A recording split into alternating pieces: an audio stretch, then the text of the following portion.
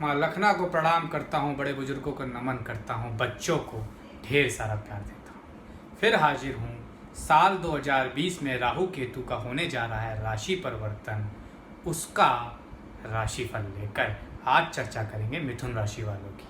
जैसा कि मैंने आपसे वादा किया था, हर हफ्ते एक राशि को जरूर दूंगा और आपसे उम्मीद करता हूँ आप इसे शेयर कर देंगे, क्योंकि ज़्यादा से ज़्यादा लोगों तक ये पहुँचना बहुत ज़रूरी है।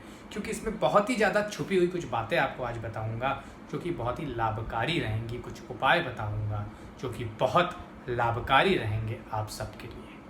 तो जैसा कि मुझसे डायरेक्ट अगर जुड़ना है तो एस्ट्रोलॉजर प्रतीक भट्ट फेसबुक पर टाइप करिए, मुझसे डायरेक्ट जुड़िए। जैसा कि मैं मेष और वृषभ में राहु के बारे में आप लोगों को बहुत ही ज़्यादा ज्ञान वर्धन कर चुका हूँ, तो किसी को भी राहु के बारे में जानना हो तो जरूर मेष और वृषभ वाला जरूर शुरू का पार्ट सुन लें।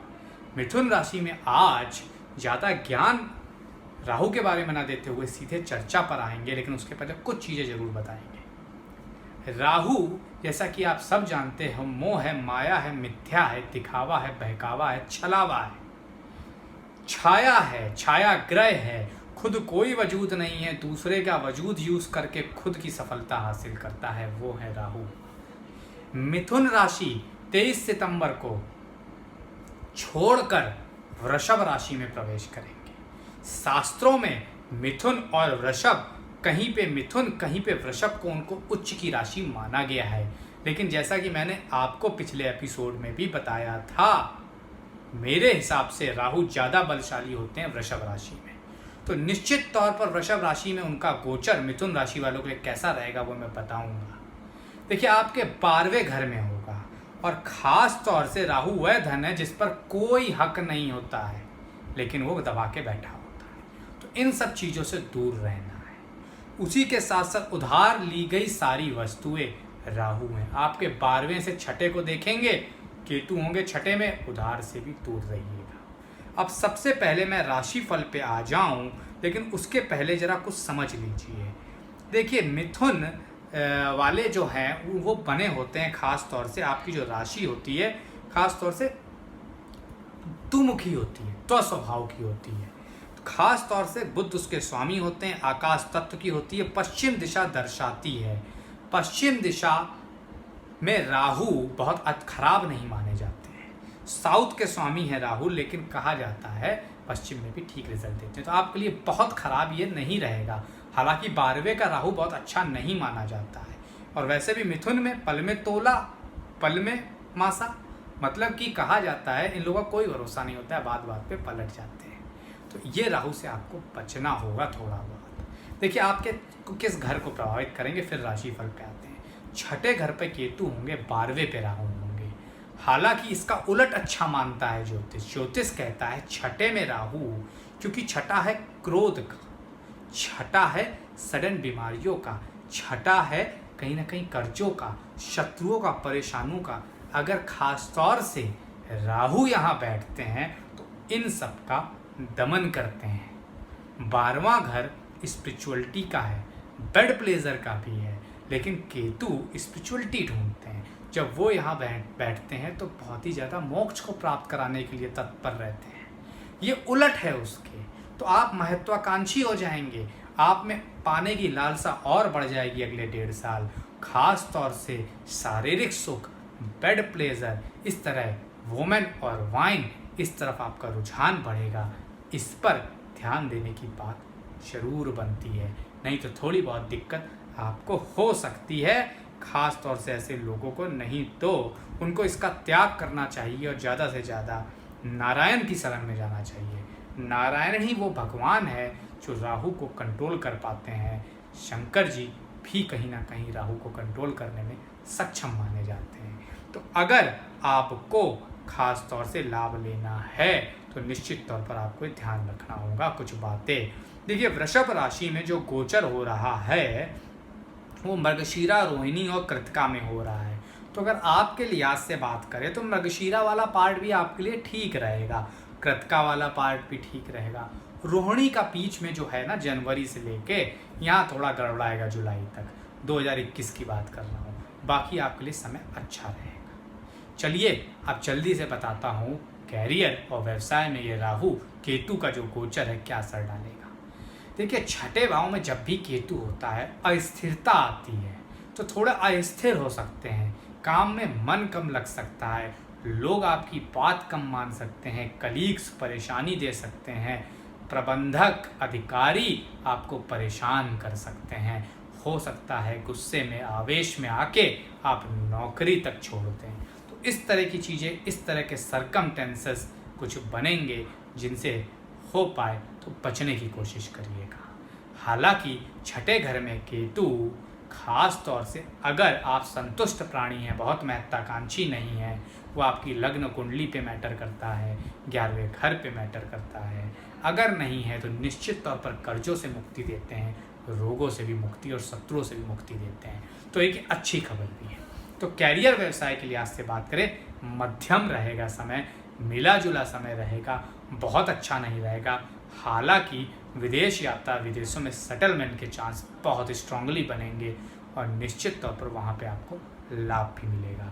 तो जो लोग विदेश जाना चाहते हैं, विदेशों से व्यापार करना चाहते हैं, विदेशों से सरोकार रखना चाहते हैं, उन्हें तो लाभ मिलेगा, लेकिन बाकियों को थोड़ी दिक्कत हो सकती है। तो अगर बहुत समय से तलाश रहे थे विदेश में नौकरी, तो यही सही समय, निकल जाइए, निश्चित तौर पर लाभ मिलेगा। बात कर लेते हैं धन के मामलों की। तो अगर धन के लिहाज से बात करें तो जो नक्षत्र भी बता रहे हैं खास तौर से आपके, और जो आपके 3 नक्षत्र होते हैं खास तौर से, वो भी दिखा रहे हैं धन के लिहाज से समस्या नहीं बढ़ी है। धन के लिहाज से तो लग्जरी बढ़ती दिख रही है, धन रुपया पैसा बढ़ता दिख रहा है, स्थिर पैसा आता दिख रहा है, शेयर मार्केट सट्टा मार्केट से लाभ मिलता दिख रहा है। लेकिन उस पैसे का क्षय मतलब नुकसान किसी कन्या, किसी स्त्री, किसी पराई स्त्री की वजह से होने के भी संकेत मिल रहे हैं। तो उस पर ध्यान दीजिएगा। खास तौर से शराब और शबाब कहा जाता है ना, बहुत ख़राब चीज़ होती है, तो इनसे दूरी बनाइएगा, नहीं तो इस थोड़ा सा स्थितियां पैसे के लिहाज से कमज़ोर हो सकती हैं। और छठे घर का केतु एक्टिवेट होके कर्ज बढ़ा सकता है, नौकरी में बाधा दे सकता है, और अगर नौकरी में बाधा हुई तो धन में भी बाधा हो जाएगी। तो निश्चित तौर पर धन के लिहाज से समय अच्छा है। बाहर से खूब धन अर्जित करेंगे, विदेशों से खूब धन अर्जित करेंगे, इंपोर्ट एक्सपोर्ट से धन अर्जित करेंगे, ब्यूटी प्रोडक्ट से, इलेक्ट्रॉनिक प्रोडक्ट से, होटल इंडस्ट्री से, फिल्म इंडस्ट्री से, मीडिया मास कम्युनिकेशन से, कम्युनिकेशन इंडस्ट्री से, सॉफ्टवेयर इंडस्ट्री से खूब धन अर्जित करते आप नजर आ रहे हैं। अब बात कर लेते हैं पारिवारिक जीवन की। पारिवारिक जीवन के लिहाज से समय बहुत अच्छा नहीं है।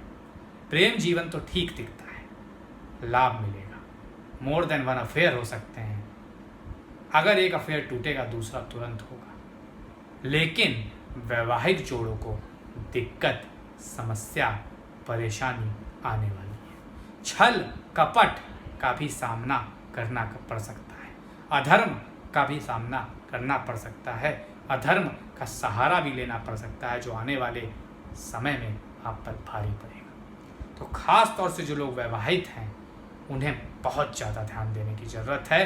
अगर कुछ भी गलत किया तो राहु जाते जाते उसके दुष्परिणाम भी जरूर देके जाएंगे।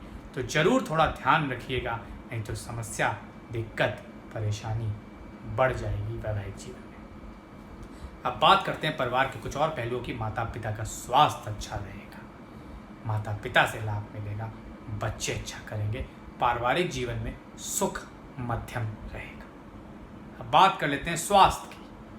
मूत्रजनित रोग, किडनी के रोग, लोअर बॉडी पार्ट के रोग, उसी के साथ साथ सेक्सुअल यौन जनित रोग होने की भी संभावनाएं बनी रहेंगी। थोड़ा सा फोकस रखने की ज़रूरत है, नहीं तो दिक्कत, समस्या, परेशानी बढ़ जाएगी। हॉस्पिटलों के चक्कर ज़्यादा हो सकते हैं, कोई घर वाला बीमार हो सकता है, और पैसा तो मैंने आपका कहा बहुत कमाएंगे, लेकिन वो पैसा यहाँ खर्च हो सकता है। तो निश्चित तौर पर ध्यान दीजिएगा, निश्चित तौर पर बहुत ज़्यादा फोकस रखने की ज़रूरत है अपना, अपने माता पिता और ख़ास तौर से अपने भाई बंधु परिजनों के स्वास्थ्य के लिए, नहीं तो दिक्कत बढ़ सकती है। स्वास्थ्य पर विशेष फोकस रखेंगे, समय बेहतर रहेगा। अब ओवरऑल अगर आपको बताऊं तो शुरुआत 23 सितंबर को ये गोचर होगा। जनवरी तक बहुत अच्छा रहेगा, जनवरी से अक्टूबर तक खराब रहेगा आपके लिए। उसके बाद अक्टूबर के बाद मतलब कि 2021 फरवरी महीने से अक्टूबर के एंड तक, नवंबर तक इसे खराब रहेगा। नवंबर के बाद वापस अगले 4 से 5 महीने फिर अच्छे जाएंगे, क्योंकि कहीं ना कहीं मार्च अप्रैल में के बीच ये फिर राशि परिवर्तन कर लेंगे राहु। तो ये आपका ओवरऑल प्रिडिक्शन था। अब उपाय पे आ जाते हैं। तो उपाय की अगर बात करें तो खास तौर से गरीब व्यक्ति की, कन्या की शादी में कुछ दान दे दीजिए, भारी भरकम हो, जितना सामर्थ्य से हो सके उतना दे दीजिए, निश्चित तौर पर लाभ मिलेगा। राहु आपका घर, आपकी नौकरी बचाएंगे। अब केतु का उपाय। केतु छठे घर में है तो खास तौर से ओम स्त्राम स्त्रीम स्त्रोम सह केतुवे नमः 17,000 बार जाप करना है। रोज 1,000 बार करना है, लगातार 17 दिन तक करना है। ये जाप बुधवार के दिन शुरू होना चाहिए या मंगलवार के दिन, निश्चित तौर पर लाभ मिलेगा। तो ये था 2020 में राहु केतु का 18 साल बाद अपनी परम उच्च की राशि वृषभ राशि का राशि परिवर्तन, जो को कहीं ना कहीं आपको पसंद आया होगा तो शेयर करिए, सब्सक्राइब करिए, लाइक करिए, औरों तक पहुंचाइए। आज के लिए फिलहाल प्रतीक भट्ट का बहुत बहुत धन्यवाद।